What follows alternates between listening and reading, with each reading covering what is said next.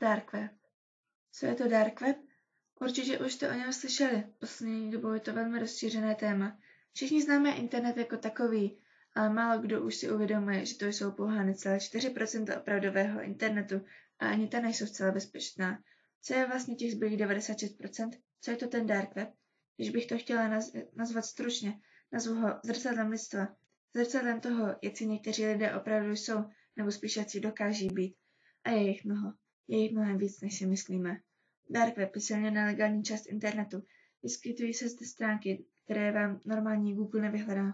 Stránky jsou jen prodejem drog, zbraní, kradené elektroniky, falešnými doklady, nájemnými vrahy a hackery, lidskou i normální pornografii, ukradenými kreditními kartami, vládními dokumenty a mnohým dalším. K tomu, abyste se na dark web dostali, potřebujete speciální prohlížeč zvaný Tor, který vám zcela změní IP adresu, takže budete téměř nedohledatelní.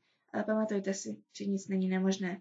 Mnoho stránek na dark webu je jen na pozvání, nebo se musíte přihlásit, jako například stránka z Illuminati.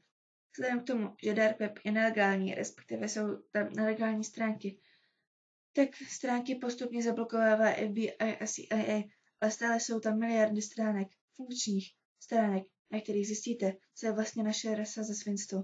Teď si nejspíš říkáte, že je to strašné. Ano, máte pravdu. Vlastně ne, je to ještě mnohem horší.